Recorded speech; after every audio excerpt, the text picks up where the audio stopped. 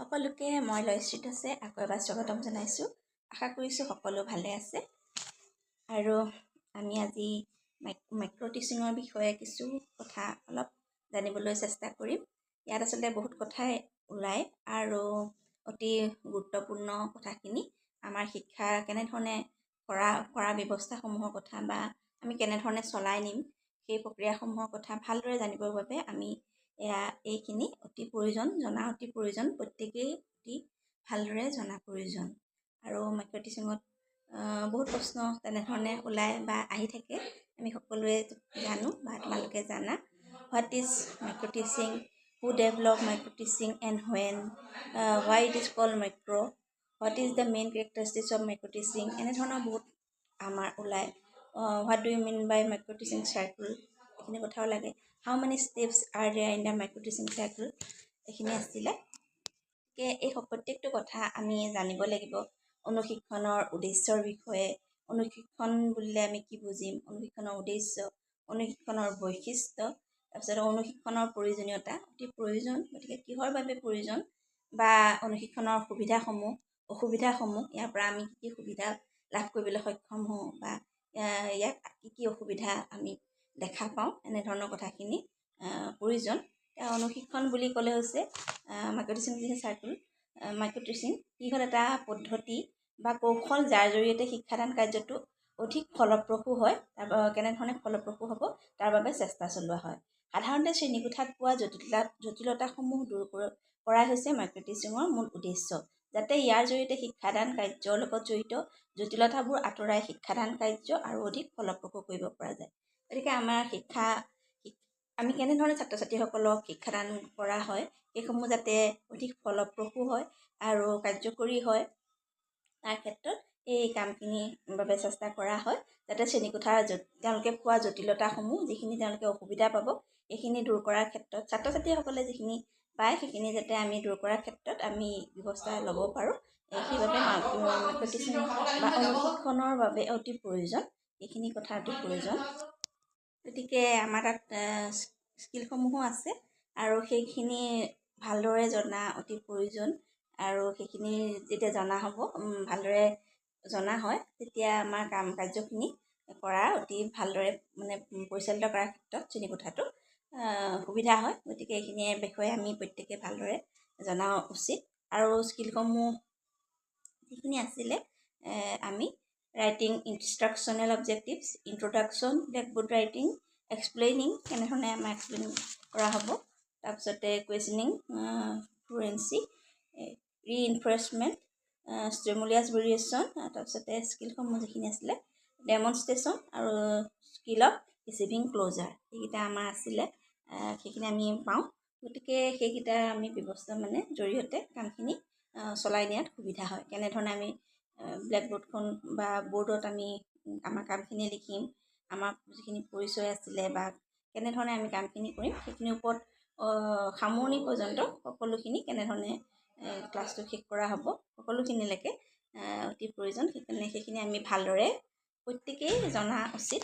সেইখিনি আমি গম পালোঁ অনুশিক্ষণৰ কৌশলসমূহ, কেনেধৰণে আমি কামখিনি চলাই নিয়া হ'ব বা সেইখিনি আচৰণসূচক শব্দ ব্যৱহাৰ কৰি শিক্ষাদানৰ উদ্দেশ্যৰ কৌশল, পাঠ অৱতাৰণাৰ কৌশল, কেনেধৰণে পাঠটো কৰা হ'ব, যাতে কলাবৰ্ড, কৃষ্ণফলকত লিখনৰ কৌশল, উদ্দীপক ভিন্নতাৰ কৌশলো পাওঁ, প্ৰশ্নকৰণৰ কৌশল, বাকপটুতা কেনেধৰণে প্ৰশ্নকৰণ, তাৰপিছতে সন্ধানী প্ৰশ্ন কেনেধৰণে আমাৰ হ'ব, তাৰপিছতে ব্যাখ্যাকৰণৰ কৌশলসমূহ, প্ৰদৰ্শনৰ কৌশল, তাৰপিছতে কেনেধৰণে আমি TLM-সমূহ ব্যৱহাৰ কৰিম বা প্ৰদৰ্শন কৰিম ছাত্ৰ ছাত্ৰীসকলৰ আগত, সেইখিনিও অতি প্ৰয়োজন।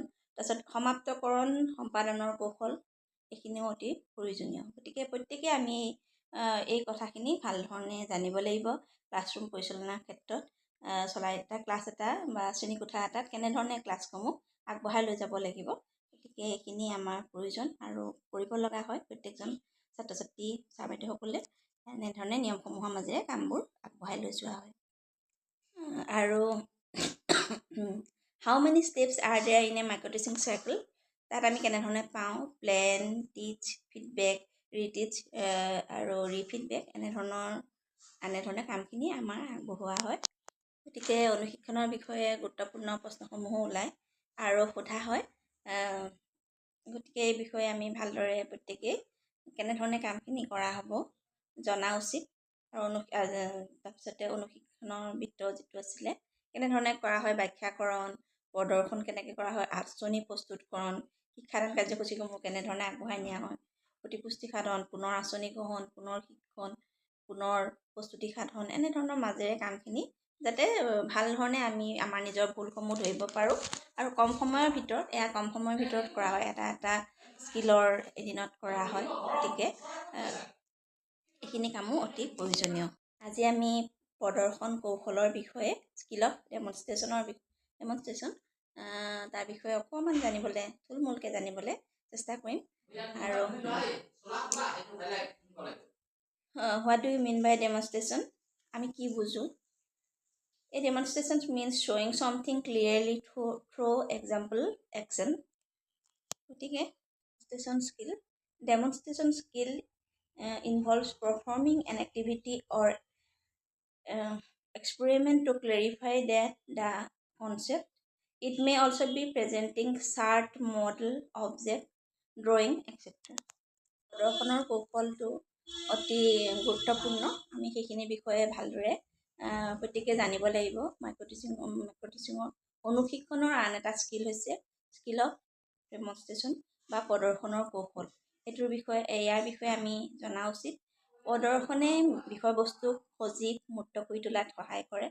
প্ৰদৰ্শন কৌশল ছাত্ৰ ছাত্ৰীক জড়িত কৰি কোনো এটা বিষয় শিকাবৰ বাবে কোনো শিক্ষণ সামগ্ৰী কিদৰে ব্যৱহাৰ কৰিব লাগে বা কোনবিলাক দিশত মনোযোগ দিব লাগে এই বিষয়ে সেয়া জানিম। প্ৰদৰ্শনৰ সময়ত ব্যৱহাৰ কৰা সামগ্ৰী যেনেকৈ বাস্তৱ ছবি, কিছুমান চাৰ্ট আমি ব্যৱহাৰ কৰিছোঁ, মডেল, TLM সেইখিনিয়ে পৰিৱেশটো সজীৱ কৰি তোলাত সহায় কৰে আৰু ছাত্ৰ ছাত্ৰীসকলে তেওঁলোকে সেইখিনি বুজি পোৱাত তেওঁলোকৰ সহায় হয়। গতিকে তাৰ উপযুক্ত পৰিৱেশে শিক্ষণ সাহস খাদ্য আৰু অধিক ফলপ্ৰসূ কৰি তোলাৰ ক্ষেত্ৰত সহায় কৰে। গতিকে আমি প্ৰদৰ্শন কৌশলৰ জৰিয়তে আমি যিখিনি ল'ম ছাত্ৰ ছাত্ৰীসকলকো জড়িতকৰণ কৰি আৰু তেওঁলোকে যাতে সেই যিখিনি বিষয় আমি শিকাবলৈ চেষ্টা কৰিছোঁ সহজে বুজি পোৱাৰ ক্ষেত্ৰত সহজ হয়। সেইখিনি প্ৰদৰ্শন কৌশলেও বহুত সহায় কৰে। ছাত্ৰ ছাত্ৰীসকল আগ্ৰহী হৈ থাকে যে ছাৰ বা বাইদেউসকলে কি আনিছে, কি আমাক দেখুৱাব, দেখিছোঁ। তেওঁলোকে এই ক্ষেত্ৰত প্ৰদৰ্শন কৌশলৰ ক্ষেত্ৰত খুব তেওঁলোক আগ্ৰহী হোৱা দেখা যায় আৰু ই বহুত সহায় কৰে শিক্ষা গ্ৰহণৰ ক্ষেত্ৰত। গতিকে প্ৰদৰ্শন কৌশলটো অতি গুৰুত্বপূৰ্ণ। প্ৰথমৰ পৰা সকলোকেইটা কৌশলৰ বিষয়েও মই লৈ আহিবলৈ চেষ্টা কৰিম অতি সোনকালে। আজি মই 7 নম্বৰ প্ৰদৰ্শন কৌশলৰ বিষয়ে কৈ আছিলোঁ আৰু এতিয়া আমি জানিবলৈ চেষ্টা কৰিম প্ৰদৰ্শন কৌশলৰ লগত জড়িত হৈ থকা উপকৌশলকেইটাৰ বিষয়ে। প্ৰথমে আমি ক'ব পাৰিম relevant topic, concept, ideas and teaching point. এইখিনিৰ ওপৰত আমাৰ গুৰুত্ব দিয়া হ'ব। প্ৰসংগ, ধাৰণা, ভাৱ, শিক্ষণীয় কথাৰ লগত সংগতি, এনেধৰণে আমাৰ সেইখিনি কৰা হ'ব, তাৰ ওপৰত গুৰুত্ব আৰোপ কৰা হ'ব।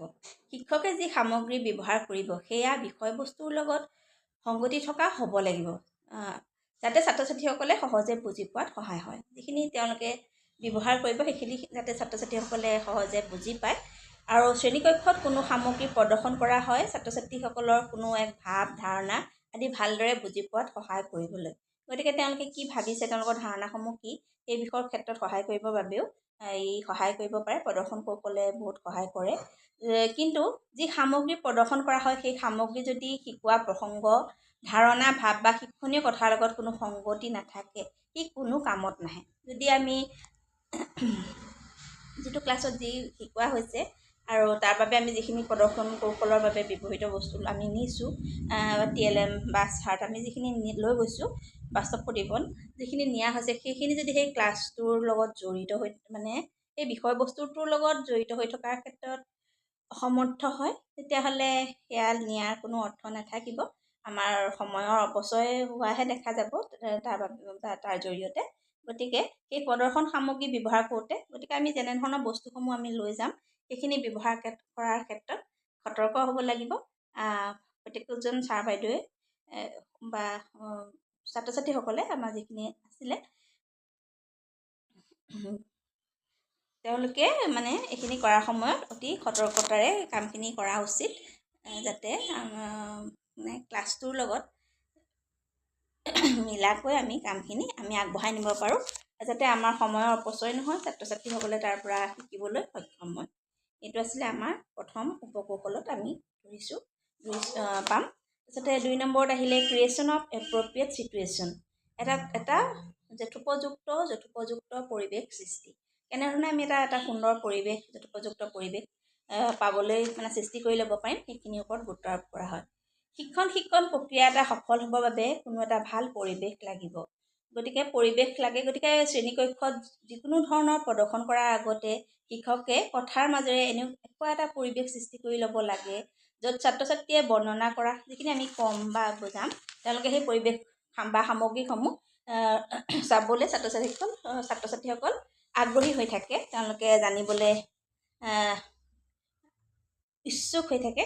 এনেধৰণৰ প্ৰদৰ্শনৰ সময়ত আৱশ্যক হোৱা সামগ্ৰীসমূহ ছাত্ৰ ছাত্ৰীসকলৰ সন্মুখত মানে প্ৰথমতেই একেলগে উদঙাই দিব নালাগে, লাহে লাহে এটা এটাকৈ আমি তেওঁলোকৰ দৃষ্টিগোচৰলৈ আনিবলৈ সক্ষম হ'ম, যাতে তেওঁলোকৰ কৌতূহল বৰ্তি থাকে। গতিকে সেই প্ৰদৰ্শিত বস্তুসমূহ এটা এটাকৈ আমি তেওঁলোকৰ আগত দেখুৱাবলৈ চেষ্টা কৰিম। তেওঁলোকে বুজিবলৈ চেষ্টা কৰিব বা চাই ভাল পাব, শিকিবলৈ চেষ্টা কৰিব, তেওঁলোকে আগ্ৰহী হৈ থাকিব। গতিকে আমি এটা যথোপযুক্ত এটা পৰিৱেশ সৃষ্টি কৰি ল'ব লাগিব সেই ক্লাছৰুমটোৰ বাবে, আৰু সেইখিনিয়ে সহায় হ'ব। গতিকে আমি সেইটো গম পালোঁ। প্ৰথমতে আমি যিটো পাঠ পঢ়োৱা হ'ব তাৰ লগত বিষয়বস্তুৰ লগত ভাৱ বা সংগতি যিখিনি থকা হ'ব লাগিব, আৰু তেনেধৰণৰ কিছুমান বস্তু যদি আমি বা নিয়া নহয়, গতিকে সেইখিনিয়ে আমাৰ মানে সময়ৰ অপচয় বা লোকচানে দেখুৱাব। গতিকে এইখিনিৰ ওপৰত আমি গুৰুত্ব আৰোপ কৰিব লাগিব। আৰু দ্বিতীয়তে এটা সুন্দৰ পৰিৱেশ, যথোপযুক্ত পৰিৱেশ আমি পাবলৈ সৃষ্টি কৰি ল'বলৈ চেষ্টা কৰিব লাগিব। আৰু ছাত্ৰ ছাত্ৰীসকলক মানে প্ৰথমতেই আমি প্ৰত্যেকটো বস্তু দেখুৱাই নিদিওঁ, লাহে লাহে তেওঁলোকেও যাতে আগ্ৰহ হৈ থাকে, চাবলৈ ইচ্ছা কৰে, এটা এটা জানিবলৈ সক্ষম হয়, সেইখিনিৰ ওপৰতো আমি গুৰুত্ব আৰোপ কৰিব লাগিব। তৃতীয়তে আহিলে 3 নম্বৰ, এডিকুৱেচি অফ মেনিপুলেটিভ স্কিলছ, চালন সাধ্যতা কৌশলৰ পৰ্যাপ্তি। যিটো সামগ্ৰী শিক্ষকজনে ব্যৱহাৰ কৰিব, সেই সামগ্ৰীটো কেনেধৰণে ব্যৱহাৰ কৰিব লাগে বা কেনেধৰণে ব্যৱহাৰ কৰিলে ভাল হ'ব বা ব্যৱহাৰ কৰিবৰ বাবে থাকিবলগীয়া জ্ঞান স্কিলখিনি শিক্ষকৰ থাকিব লাগিব। 4 নম্বৰ আহিলে চতুৰ্থতে এপ্ৰপ্ৰিয়েটনেছ এজ লেভেল টপিক, যথোপযুক্ততা। উপযুক্ত হ'ব লাগিব, বা যিটো আমি বিষয় বা যিটো সামগ্ৰী ব্যৱহাৰ কৰা হয়, সেই সামগ্ৰীসমূহ ছাত্ৰ ছাত্ৰীসকলৰ বয়সৰ লগত, স্তৰটোৰ লগত মানে বুজিব পৰা হ'ব লাগিব। গতিকে উপযুক্ততা থাকিব লাগিব। তেওঁলোকৰ বয়স অনুসৰি আমি সেইখিনি দেখুৱাবলৈ চেষ্টা কৰিব লাগিব। এটা অতি জটিল আৰ্হি এটা সৰু শ্ৰেণীসমূহত যদি আমি দেখাওঁ, তেওঁলোকে ছাত্ৰ ছাত্ৰীসকলৰ বুজি পোৱাৰ ক্ষেত্ৰত অসুবিধা হ'ব। সেইধৰণে আমি এটা ক্লাছত শ্ৰেণীকোঠাত উচ্চ স্তৰসমূহত যদি আমি সাধাৰণ বা অতি সৰল চিত্ৰ আদি আমি তেওঁলোকৰ আগত দেখুৱাইছোঁ বা ছাত্ৰ ছাত্ৰীসকলৰ মানে প্ৰদৰ্শন কৰিলে, সেইখিনিও প্ৰদৰ্শন কৰিলে কোনো কামত নাহিব। 5 নম্বৰ আহিলে 5 পিপুলছ ইনভলভমেণ্ট, ছাত্ৰ ছাত্ৰীসকলৰ লিপ্ততা। ইয়াত যেতিয়া প্ৰদৰ্শনৰ স্কিল কৌশলটো অভ্যাস কৰা হয়, তেতিয়া ছাত্ৰ ছাত্ৰীসকলো তাত জড়িত কৰি কামসমূহ কৰোৱাব লাগে। আৰু শ্ৰেণীকক্ষত মানে আমি যিখিনি কাম কৰোৱাম, আমি যাতে তেওঁলোকক জড়িতকৰণ কৰাব পাৰোঁ।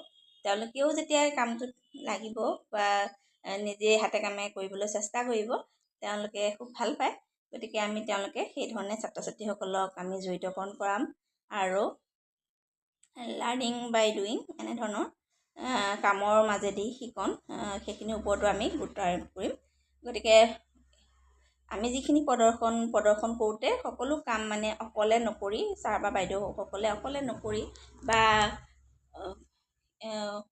মানে যিসকল ছাত্ৰ ছাত্ৰীয়ে মানে তেওঁলোকৰ আগত কৰে BEd বা DLEd হওক, তেওঁলোকেও মানে ছাত্ৰ ছাত্ৰীসকলকো জড়িতকৰণ কৰিবলৈ চেষ্টা কৰিব লাগে। তেওঁলোকে মানে তাত ব্যৱহাৰ কৰিবলৈ চেষ্টা কৰিব লাগে, যাতে হাতে কামেও ছাত্ৰ ছাত্ৰীসকলেও শিকিবলৈ সক্ষম হয়। 6 নম্বৰত আমি পাইছোঁ জেনেৰেলাইজেশ্যন, সাধাৰণীকৰণৰ যোগেদি আমি গোটেই কামখিনি কৰাৰ পাছত বা আমাৰ সামগ্ৰীসমূহ ভালদৰে দেখুওৱাৰ পাছত সেইটোৰ পৰা জানিবলগীয়া কথাখিনি কি আছে সেয়া আমি সাধাৰণীকৰণ কৰিব লাগে। সেই প্ৰদৰ্শনৰ পৰা আমি কি সেয়া শিকিলোঁ বুলি সাধাৰণীকৰণ আমি কৰি দিব পাৰোঁ। গতিকে এনেধৰণে মাইক্ৰ'টিচিঙৰ আমি স্কিলসমূহ 6 নম্বৰ আমি প্ৰদৰ্শন কৌশলৰ বিষয়ে আলোচনা কৰিলোঁ আজি অলপ, আৰু ভালদৰে সকলোৱে ইয়াত আৰু ভালদৰে বহলাই জানিবলৈ প্ৰত্যেকে চেষ্টা কৰিব।